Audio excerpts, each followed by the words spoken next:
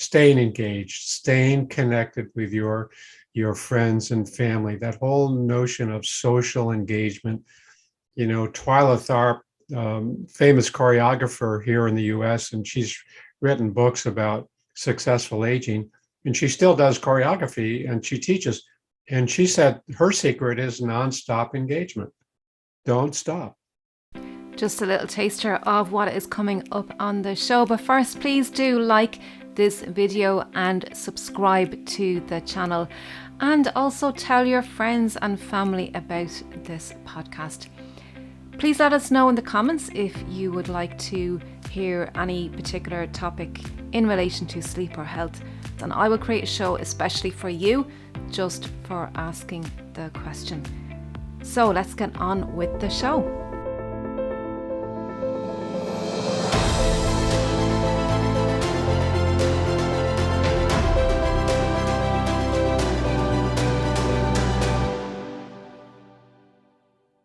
Before we start today's video, please be sure to subscribe and hit the notification bell so you don't miss out on any new videos. Welcome everybody to the Empowering Family Health Podcast. I'm Joanne Callahan, I'm your host. And as always, I am so delighted again to bring you another episode with more amazing guests. Today on the show, we have Joe Casciani. Did I say that right, Joe? Yes, Casciani. I pronounce it Casciani. Casciani, Joe. So Joe is going to be talking to us today all about longevity, which will appeal to everybody. We're going to be talking about mindset, because an awful lot of this living as we progress through life, let's say, involves mindset as well, because there's a lot of challenges and a lot of changes in our lives as we get older. And we're going to be talking about positive thinking about this whole area as well. So let me give Joe's bio before we start our conversation. So Joe is a psychologist with a specialty in aging, and he has worked many years in nursing homes. And now he is the host to the Living to 100 Club. God, I'm really interested about this now. He hosts weekly podcasts as well. And he is a public speaker, and he does clinical consulting and training. And we're going to be talking all about successful aging. So what a topic. So Joe, you're very welcome to the podcast. Yeah, thanks so much, Joanne. I love to speak about successful aging and write about successful aging. We know so much more today. So I'm looking forward to this conversation with you. Great. It's a really interesting concept when we think of successful aging, because many people, they have it that aging is all about frailty, weakness, getting ill. But there is such a thing as successful aging, and we can do this. So I'm so excited to get into this conversation. So before we dive in, Joe, can you give us a little bit of background about yourself and why you fell into this whole area and why you're passionate about this area? Sure. Yeah, my earliest job was working on a psychiatric unit. My first job out of the gate, working on a psychiatric unit for seniors, and I learned a lot about assessment and detecting dementia. And then I started working in nursing homes, and for 35 plus years, I worked in the homes and I helped psychologists get their practices going. So I learned a lot about aging, and, a lot of it is, many problems occurring, a lot of losses, and, for people with chronic disease and dementia, there's a lot going on. And I could see in many individuals how much their attitude mattered. Sometimes we don't have any choice, if we have a cardiac condition or respiratory disease or, diabetes, we don't have a choice. But a lot of times when we have a setback like a fall or a stroke, our attitude really comes into play a lot in terms of how well we're going to, fight this condition or try to get better or go through rehab. And in many cases, people would throw their hands up and say, I'm done. I just can't, I can't fight anymore. I don't have anything left in me. And other people would say, this is a tough hit. I've had this fall. I want to get back home. I want to get through rehab, and I want to, try to return to normal. And what's the difference? What separates these two groups of people? And I learned so much of it is our attitude and our feelings about how well we cope with setbacks. Some people cope in a positive way, in a kind of, kind of a growth-minded way, and other people just are fixed. Showing the tell, yeah. Yeah. So anyway, I started Living to 100 Club, and the idea is to provide education and inspiration about aging and how to manage those setbacks that come along. We know it's not a smooth road. Yeah, because everyone has their challenges and it's different for everybody. And like, as you say, as we progress through the years, we're more likely to encounter conditions, let's say illnesses, if we're not living a healthy lifestyle. Sure. And so many of us fall into bad habits. And an awful lot of time, it's not even the person's fault, because, when we look at our food industry and all, that's a whole other conversation. But, there's so much sugar, and we know sugar is very bad for us, and it's in so many foods, it's added into so many foods. But not only that, like, there's so many aspects to what healthy living is. Eating is one of them. Sleeping is another one. I'm the sleep success coach, and yes, I love everything about sleep. And we know, sleep is involved in all our healing and repairing, and we need to give our bodies that break to do all that restoring, detoxification, all that kind of thing. So when you there's living with these conditions, if people have these conditions, so you mentioned attitude. This is something you identified as one of the biggest game changers to successful aging. So what do we do before? Like, we have all these we have cycles, like, like there's I'm in my midlife now, as I call it. So we have all these cycles and changes in life as well. So, and I think it's about adapting. Joe, would you agree? And are we very rigid when it comes to adapting to changes in our normal life circumstances? Yeah, it is about adapting to changes. The big eye opener for me was when I learned this research from the National Institute of Health in the US, talking about longevity and what accounts for people living longer. And they looked at research around the world, and they found that like 30% of our longevity is due to our genes, our genetic makeup. And that means the other 70% is due to lifestyle and lifestyle factors and things that are under our control. So we think about that. I mean, earlier generations never considered that we can really live longer by, having a healthier lifestyle, as you mentioned, with fitness and diet and sleep, which is so important. So the old notion of, things are out of our control, I'm going to live as long as my grandparents lived. No, that's not true. So the beauty of this here is that so much of this is under our control, and we can learn about all of these lifestyle factors. Many of your listeners have probably heard of the blue zones, and the blue zones are these areas around the world where we have the greatest numbers of centenarians, right? I mean, there's a percentage of the population. They have more of the world's oldest old than other areas, So these 5 geographic areas, the interesting thing is that they found these centenarians all had very similar kind of lifestyles, from Japan to Costa Rica to Greece to Southern California and Sardinia off the coast of Italy. A lot of the same common lifestyle factors. So, so what are they doing, Joe? What are they doing that's different? Yeah. Well, no big surprises. Fruits and vegetables, big part of their diet, and not a lot of red meat, protein, of course, and other forms of protein like seafood, but fruits and vegetables, that's a big one. Alcohol is in use, but it's not in excess, and 1 to 2 glasses of wine. To me, there are a couple of big ones. One is they have this sense of purpose. These centenarians are still connected to some hobby, passion. Maybe they're working, maybe they're volunteering, maybe they're involved with their church, but they have something that gets them up in the morning with a smile on their face and say, I've got to work on this. Really important. The other big one, there's 7, but the other big one is what we call engagement. Staying engaged, staying connected with your friends and family. That whole notion of social engagement. Twyla Tharp, famous choreographer here in the US, and she's written books about successful aging, and she still does choreography and she teaches. And she said her secret is nonstop engagement. Don't stop.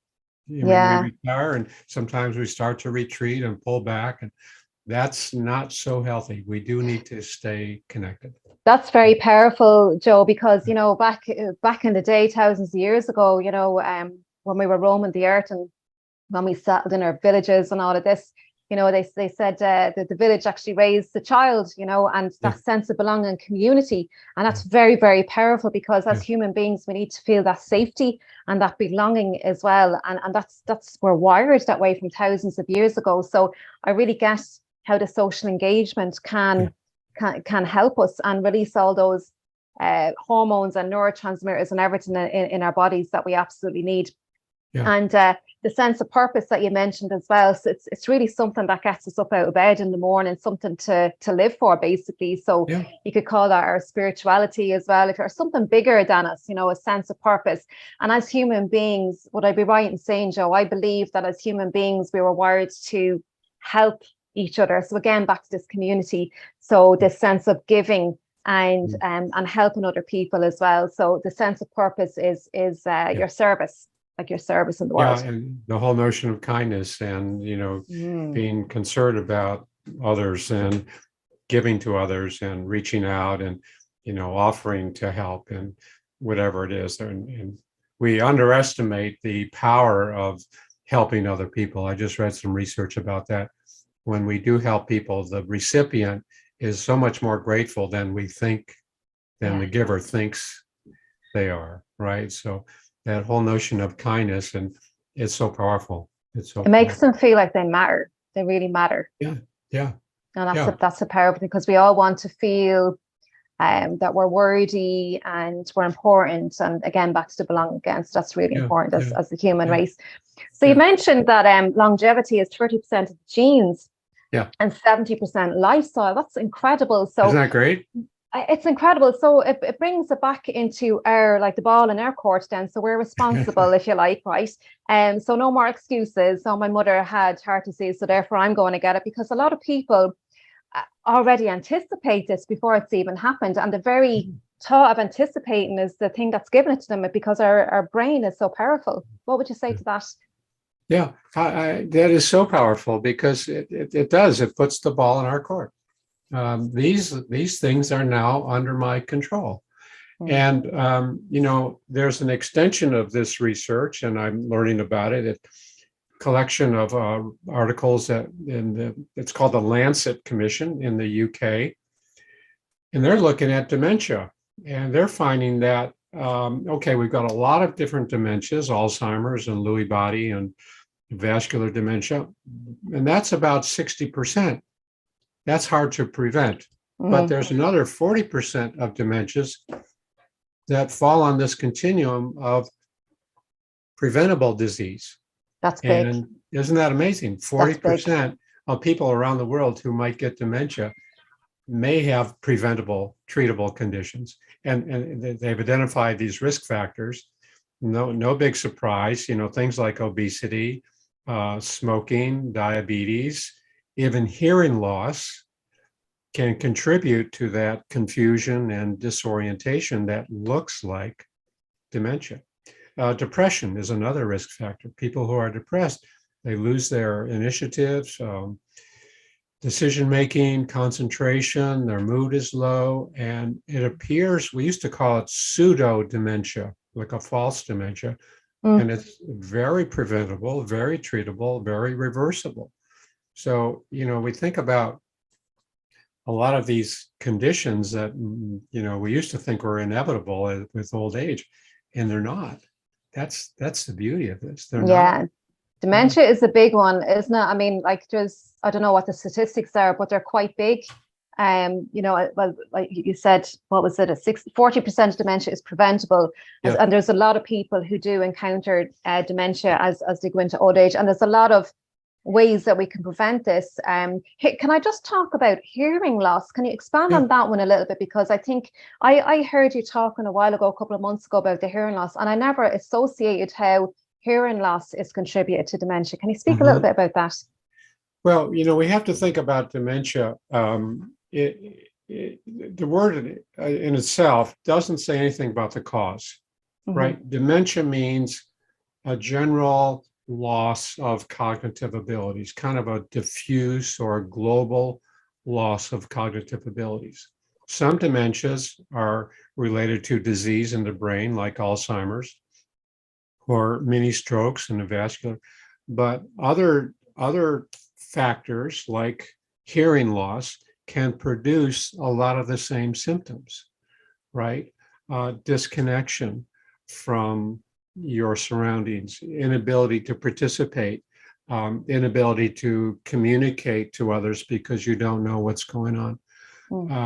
So a lot of these symptoms just kind of accelerate, or they get worse, and the person appears to be out of it, just completely disconnected.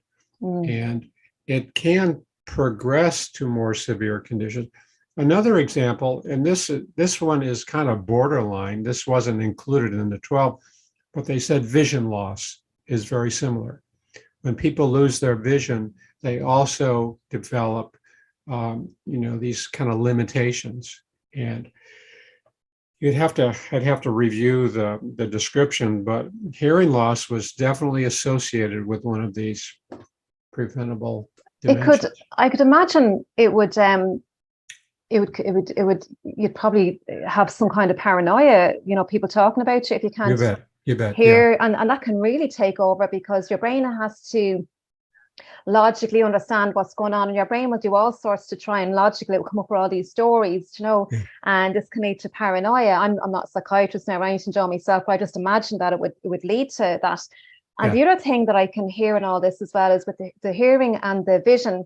So these are two of our major senses, and our brain is involved in information. It takes information in from the outside world through our senses. So if these are two, either one of these senses are lost, this can be very disruptive to our brain functioning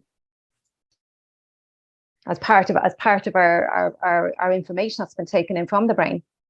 Yeah, we definitely need that connection with our world. And as you say, the hearing loss, I've seen that a number of times in the nursing home patients where they can't process what's going on around them, and they see staff people talking or doctors talking, and they think they're saying negative things, and that does lead to that suspiciousness and paranoia. And what happens is that because we don't hear, we kind of fill in the gaps. We try to kind of imagine what they're talking about, and it tends to be negative. Because the brain's always trying to make sense. Talk to us about obesity as well, because that's a very prevalent area as well, because there's very high statistics of obesity all over the world, and even in children, and it can lead to diabetes and all sorts of other diseases as a result. And sleep loss is very much associated with that too. It's all connected, really, isn't it? The ability to rest is the body's key to healing. Do you struggle with getting asleep at nighttime, or staying asleep during the night and waking up the next morning feeling absolutely exhausted? My book, How to Get a Good Night's Sleep, is easy to understand. It's solution-based and it's packed with research to help you take back control of your night's sleep. My book is available on Amazon, and it's also available on howtogetagoodnightsleep.com. This book is also available in audio and ebook. So get your copy today and start having the best night's sleep that you've only ever dreamed of. Yeah, no, it's obesity is a serious problem, and it does inevitably lead to many other chronic conditions, heart disease, congestive heart disease, heart failure, diabetes here in the U.S. I don't know where it is there in Europe, but diabetes is becoming an epidemic. I'm just hearing that, because it's so serious, and it is so connected to our diet, and kind of we're being bombarded by all of these processed foods and the fast food industry and the whole food industry itself. I had a guest on my podcast just a few weeks ago, and he used to work for the food industry. And he said they're just so savvy when it comes to understanding how to reach the person's palate and and provide these foods that are just so bad for us, but at the same time, we love to eat them. So it's a business, isn't it? At the end of the day, it's all. I a won't say it's money-making business. losing battle, but it's a tough battle. It's a tough battle. But the point is that when we do educate ourselves and inspire ourselves, like what you're doing, Joe, we can take power back. And I think we need to understand and, not throw in the towel, but there's a hell of a lot that we can do. Yes. But I want to go into, Joe, can you give us some tips? Actually, before I go in there, I want to say as well, with the obesity, the other thing that a lot of people are not aware of is when I talk about sleep, I have a whole program about sleep and weight. And an awful lot of the weight, like, although we may be eating the wrong foods and not moving, so many people are not moving as much as we used to. We're sitting down doing all the Zoom calls all the time, or watching movie after movie, right, on Netflix, right, especially during the last couple of years. That was going on quite an awful lot. But what I figured out, Joe, was the hormonal effect when we're not sleeping well, because a lot of our fat-burning hormones, I'm not getting too sciencey about it, but a lot of our fat-burning hormones are active at nighttime. But if many people are sleep deprived, and this is a lot of people are not aware of this, that when you have a good lifestyle and you're in rhythm, in sync with your body, and you're sleeping well, this can optimize our hormones for fat burning. And a lot of this is very much associated to sleep.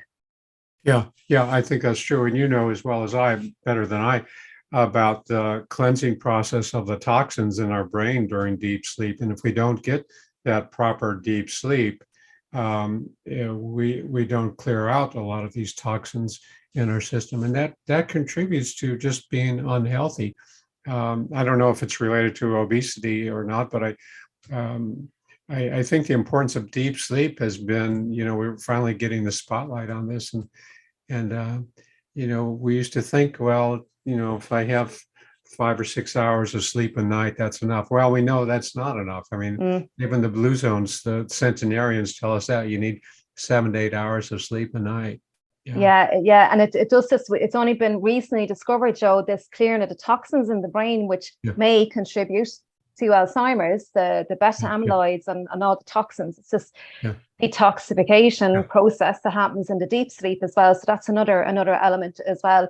So there's so much that we can do. And I think it's when we're aware that we can be, when we're educated and we're aware, we can put something into practice that will work for us as individuals. So with that, can you bring us through a few tips, Joe? Do you have a few tips of what people can do to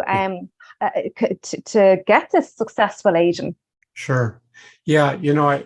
It's not easy. Anytime we talk about behavior change, it's very difficult. But I always like to say, look, we need to set goals, but the goals shouldn't be, too ambitious. Let's talk about what I want to do tomorrow that I'm not doing today. Let's look at small steps, turtle steps, and, give ourselves credit for where I am today versus where I was last week.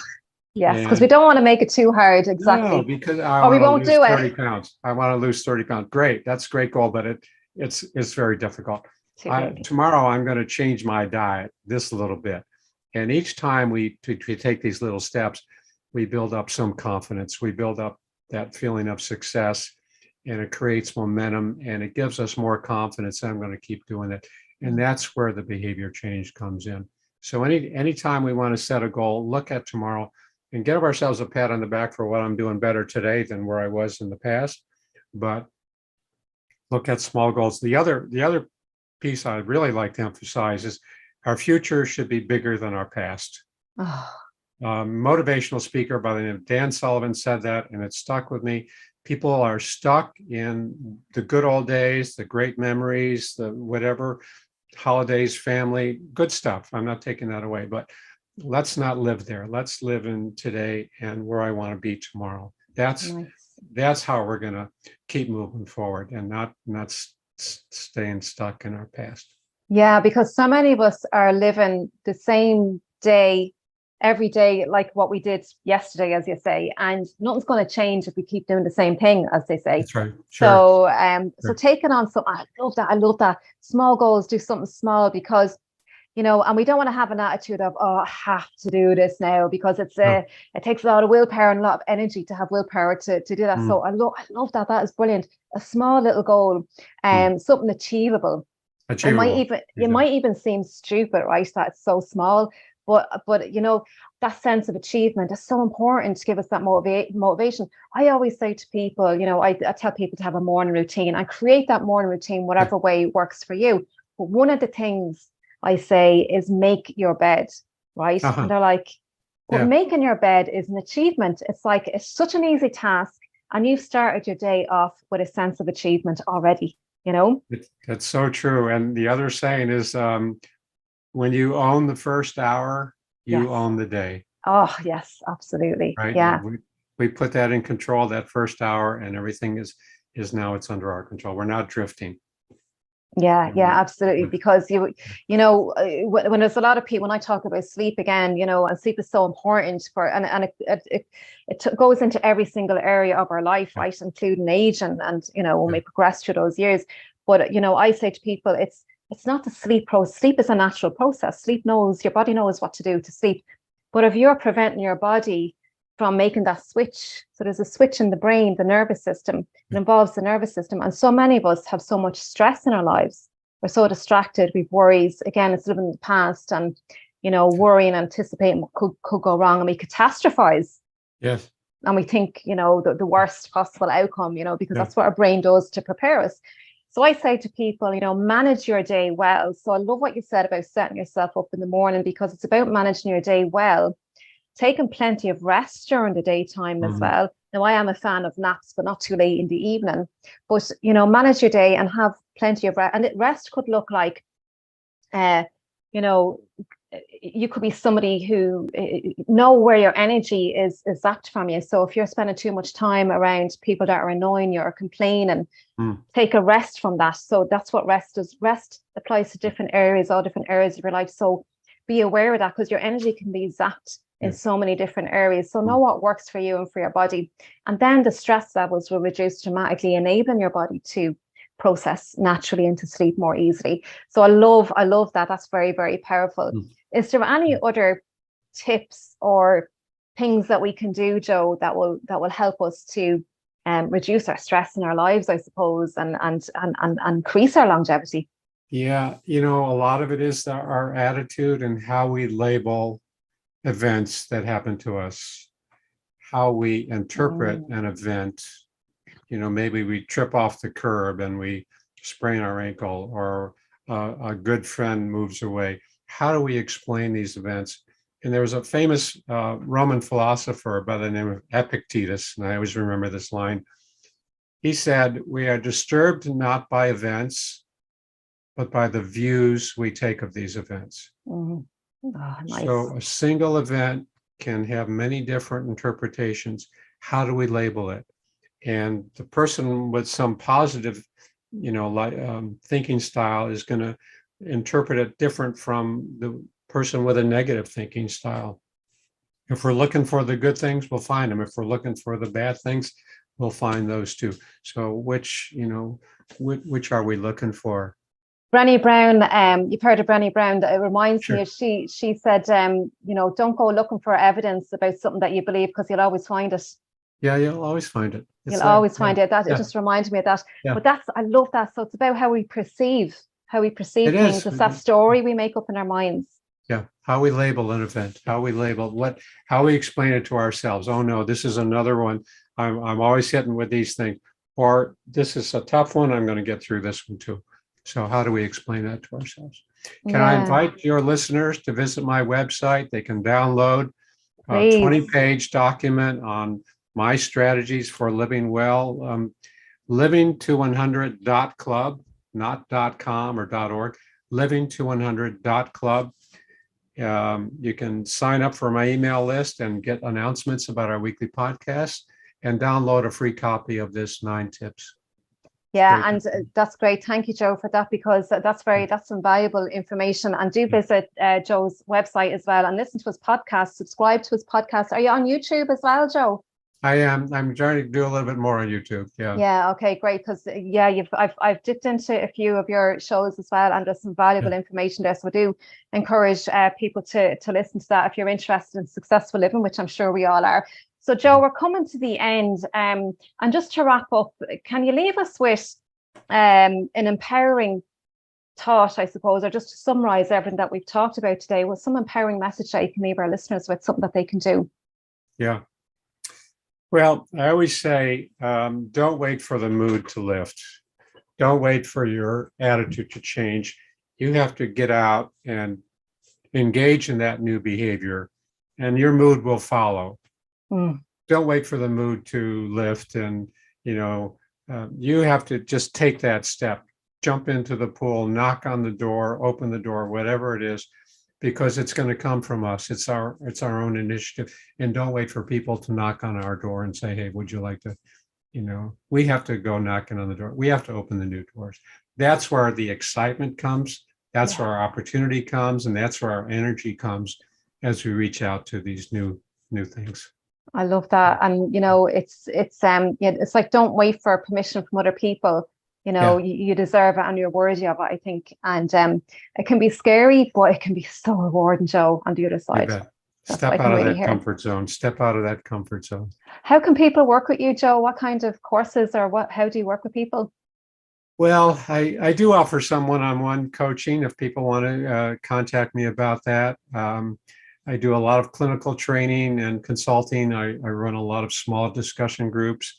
I haven't done any online, but I've done the one-on-one coaching online, so people can visit my website and contact me that way. There's a Work with Dr. Joe tab. If people want to do that, they can do that.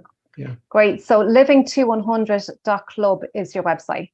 That's correct. Brilliant. And we'll put all that in the show notes and links to your podcasts and all that as well. And I will be appearing on your podcast someday soon as well. I'm looking forward to having you on as a guest. I love Great. that. Brilliant. Love so that. Listen, we've come to the end, Joe. We've gone slightly over, but I really appreciate your time. And just want to thank you so much. Just want to acknowledge you, Joe. I love acknowledging my guests because, it takes something to do the work that you're doing, and you're a very heart-led person. So your work is really coming from the heart. I can really feel that. And it's important to you as well that people get where you're coming from, and that you give them the power that they can lead their own lives. That's what I'm really hearing in all of this. So Joe, thank you so much, and have a wonderful day, and we'll talk to you soon.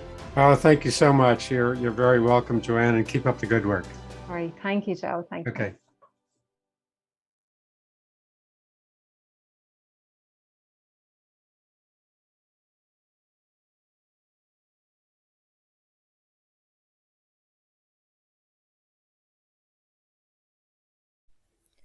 I do hope you are enjoying these conversations, and to help me continue pushing these videos and audio podcasts together, I do have an ask. I do need support to help me to keep bringing you knowledge and insights. There is a Patreon link, patreon.com/empowering family health, or you can make a donation via PayPal. All the links are in the description and the pinned comment. You can do a one-off, or you can do a monthly support. So I'd really appreciate that. Thank you, and have a wonderful day. Take care.